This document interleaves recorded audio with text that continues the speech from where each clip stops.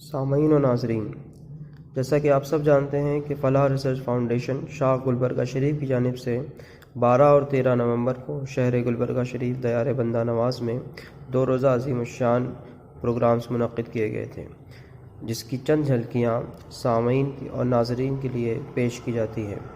یہ پروگرام 12 نومبر کو جامع مسجد میں بعد نماز عشاء منعقد تھا اور اس کا عنوان تھا اہل سنت اور تصوف۔ اس نہایت ہی اہم عنوان پر گفتگو کے لیے دہلی سے تشریف لائے ہمارے مہمان ہماری تنظیم فلاح ریسرچ فاؤنڈیشن کے بانی و صدر ڈاکٹر سید فضل اللہ چشتی صاحب ہمارے مہمان اور کلیدی خطاب کے لیے تشریف لائے تھے۔ آپ کی بہت سی کتابیں، قریب 10 سے 15 کتابیں قارئین کے لیے اسٹال کے طور پر لگائی گئی تھیں، اور فلاح ریسرچ فاؤنڈیشن کی جانب سے جتنی کتابیں شائع ہوئی ہیں، جتنی ممکن ہو سکی وہ کتابیں بھی پیش کی گئیں۔ علماء اور مشائخ کی بارگاہوں میں ہدیہ تشکر کے طور پر 1-2 کتابیں بھی پیش کی گئیں، اور تمام قارئین، تمام حاضرین اجلاس نے ان کتابوں سے فائدہ حاصل کیا۔ ہمارے مہمان مقرر 2 روزہ اپنے قیام شہر میں بہت ہی اصلاحی، بہت ہی اچھا کام، بہت ہی اچھا بیان آپ نے فرمایا۔ اس اجلاس کا آغاز قرأت کلام پاک سے ہوا۔ قاری اسد اللہ رشیدی صاحب نے اپنی منفرد آواز میں قرأت فرمائی اور ناظم اجلاس آصف نے ترجمہ پیش کیا۔ قرآن کہتا ہے علمہ البیان، یعنی حضور صلی اللہ علیہ وسلم کو بیان سکھایا۔ ما کانا وما یکون، ما کان کہتے ہیں جو پہلے گزر چکا اس کا بھی بتا دیا، جو آنے والا ہے اس کا بھی بتا۔ اس اجلاس میں حافظ توصیف احمد قادری صاحب نے اپنی منفرد اور انوکھی آواز میں نعت شریف اور منقبت غوث اعظم سنانے کی سعادت حاصل کی۔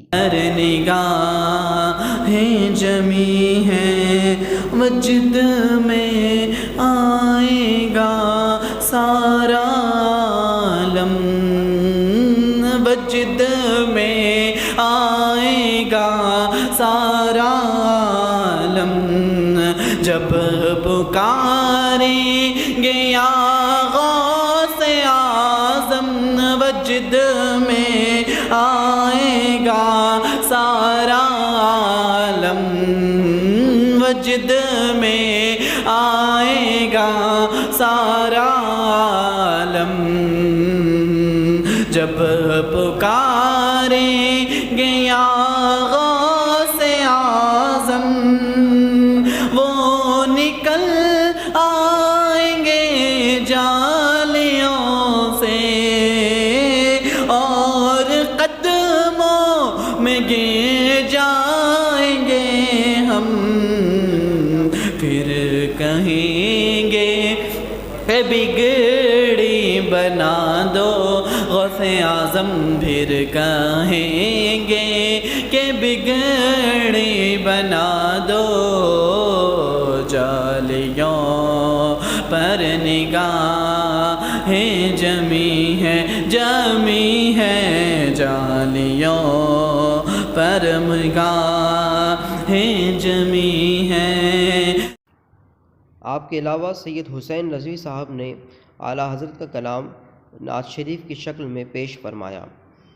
اس کے علاوہ میزبان مقرر علامہ مولانا کاشف رضا شاد مصباحی صاحب، مدرس دارالعلوم رضائے مصطفیٰ، خلیفہ شیخ الاسلام سید محمد مدنی میاں اشرفی صاحب، خلیفہ مبلغ اسلام عبدالحلیم صاحب مرحوم و مغفور، شہزادہ علامہ ادریس رضوی صاحب مرحوم و مغفور۔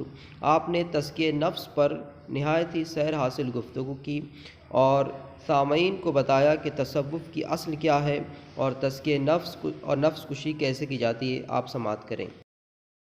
ایک بنیادی چیز تھی اور وہ یہ تھی تزکیہ نفس، اصلاح نفس، نفس کی خواہشات کو مارنا۔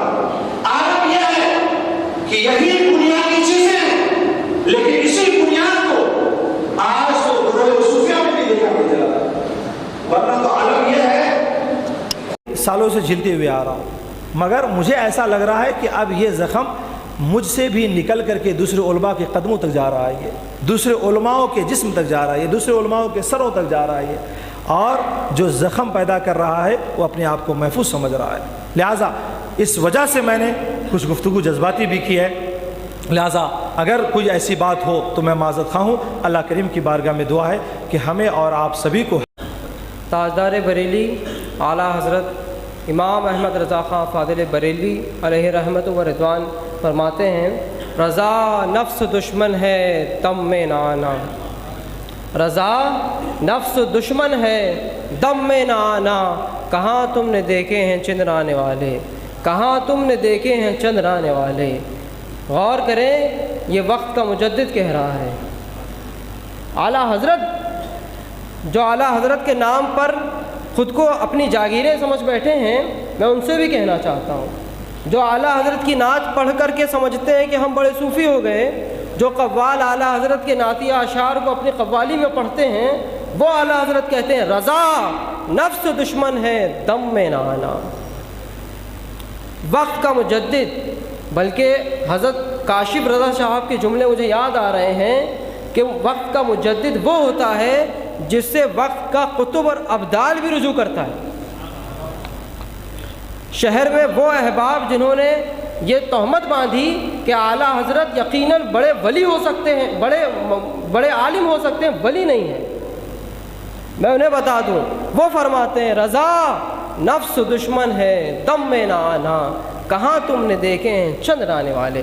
وہ اعلیٰ حضرت جو بریلی کی زمین پر بیٹھ کر کے عثمان امپائر عثمانیہ سلطنت کا جب خاتمہ ہو رہا تھا، وہ اس کے لیے چندہ کرتے تھے، وہ اٹلی کی سرزمین پر مسلمانوں کے لیے چندہ کرتے تھے، جن کی نگاہیں عالمی سطح پر تھیں. مفتی صاحب تشریف لائیں.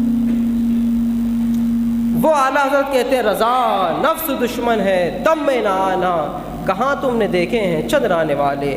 تو جو احباب اعلیٰ حضرت کو مانتے ہیں، جو احباب اعلیٰ حضرت کی نعتیں پڑھتے ہیں، جو اعلیٰ حضرت کا خادم سمجھتے ہیں، جو خود کو مسلک اعلیٰ حضرت کا مبلغ کہتے ہیں، انہیں بھی ضرورت ہے، اور جو احباب خود کو بڑا صوفی سمجھتے ہیں انہیں بھی ضرورت ہے کہ تصوف کی طرف آئیں.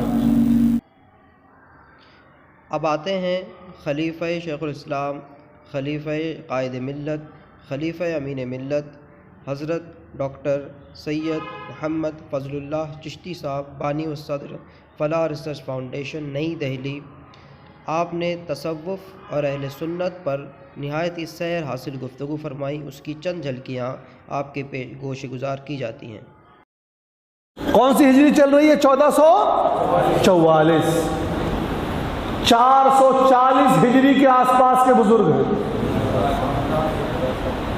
1440 50 1000 سال پرانے بزرگ ہیں. سید حضرت علی کی اولاد حسنی سید، اپنے زمانے میں صوفیوں کے ولیوں کے سردار، اپنے زمانے میں سب سے بڑے عالم.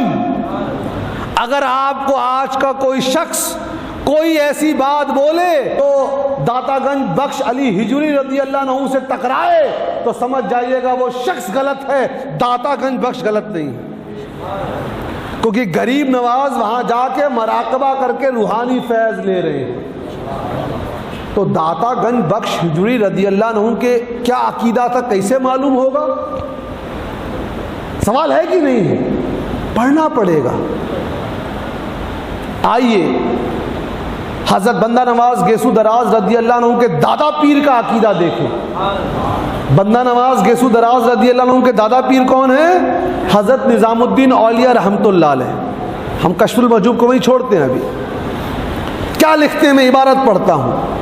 اپنی کتاب میں لکھتے ہیں جس شخص کا کوئی پیر نہ ہو، نظام الدین اولیاء رحمت اللہ علیہ کیا لکھ رہے ہیں؟ جس شخص کا کوئی پیر نہ ہو وہ داتا گنج بخش علی ہجوری رضی اللہ عنہ کی کتاب کشف المحجوب کو پڑھے، اس کتاب سے اس کو ہدایت اور پیر مل جائے گا. یعنی بندہ نواز گیسو دراز رضی اللہ عنہ کے دادا پیر کس کتاب کی تاکید کر رہے ہیں پڑھنے کو؟ کشف المحجوب. یہ کس کی کتاب ہے؟ داتا گنج بخش علی ہجوری رضی اللہ عنہ کی. سینے پر ہم ہاتھ رکھیں. ہم میں سے کتنے لوگوں نے کشف المحجوب کو کبھی زندگی میں دیکھا ہے؟ ہم پڑھیں گے تو معلوم چلے گا نا بھائی. آئیے تھوڑا اور آگے چلتے ہیں. آگے لکھتے ہیں اس کتاب کی برکت کیا ہے کہ ایک شخص لکھتے اس کتاب کا مطالعہ کر رہا تھا اور بیچ میں کسی نے کوئی لطیفہ سنا دیا تو اس کتاب کی طرف سے اس کی توجہ ہٹ گئی تو 6 مہینے تک اس کے اوپر روحانی فیضان رک گئے۔ جلسے کا اختتام صلاۃ والسلام اور دعا کے ساتھ ہوا۔ انشاءاللہ تمام بیانات، تمام نعت شریف آپ کے لیے اپلوڈ کر دی جائیں گی۔ اس کے علاوہ شہر گلبرگہ میں 13 نومبر کو صبح 11 بجے سے 1 بجے تک شاداب فنکشن ہال میں خواتین کے لیے عقائد و معمولات اہل سنت قرآن و حدیث کی روشنی میں اس عنوان پر بہت ہی اچھا پروگرام منعقد ہوا۔ اس کی چند جھلکیاں آپ کے لیے پیش کی جاتی ہیں۔ اللہ تعالیٰ جس کو توفیق عطا فرمائے، لڑکی ہو لڑکا ہو، جو اللہ تعالیٰ کے کلام پاک کو حفظ کر سکے، اس کو پڑھ سکے، یاد رکھ سکے، بہت اچھا ہے۔ حضور علیہ السلام نے فرمایا تم میں سے بہترین وہ لوگ ہیں جو قرآن کو سیکھیں اور سکھائیں۔ یہاں کوئی مرد کے لیے قید ہے۔ 11ویں شریف دراصل ایصال ثواب ہے۔ ایصال ثواب کی حدیث کہاں سے ملتی ہے؟ ایک صحابی تھے سعد رضی اللہ عنہ، حضور کی بارگاہ میں حاضر ہوئے، عرض کیا رسول اللہ میری والدہ میری ماں کا انتقال ہو گیا ہے، کیا میں ان کے لیے کچھ کر سکتا ہوں جس کا ثواب فائدہ ان کو مرنے کے بعد بھی ملے؟ میں کنواں کھدوانا چاہتا ہوں۔ تو حضور علیہ السلام نے فرمایا ہاں تم کو اس کی اجازت ہے۔ سنن ابو داؤد اور نسائی میں یہ حدیث ہے۔ تو پتہ یہ لگا جو لوگ اس دنیا سے جا چکے ہیں اگر وہ مسلمان ہیں تو ہم ان کے لیے ایصال ثواب کر سکتے ہیں، اور اس میں کوئی کلمہ گو مسلمانوں میں اتفاق نہیں۔ غیر مقلد سلفی اہل حدیث بھی ایصال ثواب کے قائل ہیں، اور بعض دیوبندی حضرات بھی قائل ہیں، اور اہل سنت بھی کا قائل ہیں۔ اب ہے 11ویں شریف کیوں کرتے ہیں؟ سیدنا شیخ عبد القادر جیلانی رحمۃ اللہ علیہ جو بہت بڑے اللہ کے ولی تھے اور عالم دین بھی تھے، اپنے زمانے کے شیخ الحدیث بھی تھے، تو ہم ان کو ایصال ثواب کرتے ہیں۔ اور ایک روایت یہ ہے کہ وہ 11ویں شریف ہی کو ان کا انتقال ہوا۔ دوسری روایت یہ ہے کہ نہیں، شیخ عبد القادر جیلانی رحمۃ اللہ علیہ ہر مہینے کی 12 تاریخ کا بڑا اہتمام کرتے تھے، اور وہ احترام کب کرتے تھے؟ ایک دن پہلے، کیونکہ حضور کی ولادت جو ہے وہ 12 تاریخ کو ہے۔ تو شیخ عبد القادر جیلانی رضی اللہ عنہ اپنے خانقاہ میں 11 تاریخ کو بڑا اہتمام کرتے تھے، 12ویں کی تیاری 11 سے شروع کر دیتے تھے۔ تو محققین کا ایک قول یہ ہے کہ 11ویں شریف منانے کی یہ نسبت ہے کہ غوث الاعظم نے 12ویں منائی پورے زندگی، تو ہم ان کی 11ویں منائیں گے۔ ایک قول یہ ہے کہ نہیں، 11 کو ان کا انتقال ہوا ہے۔ آپ ان دونوں میں سے کسی کو نہ بھی مانے، کسی دن کو متعین کر کر ایصال ثواب کرنا آپ کبھی بھی کر سکتے ہیں، اور آپ اس مہینے میں اگلے مہینے میں بھی 11ویں شریف کر سکتے ہیں۔ 11ویں شریف دراصل ایصال ثواب ہے شیخ عبد القادر جیلانی رضی اللہ عنہ کے لیے۔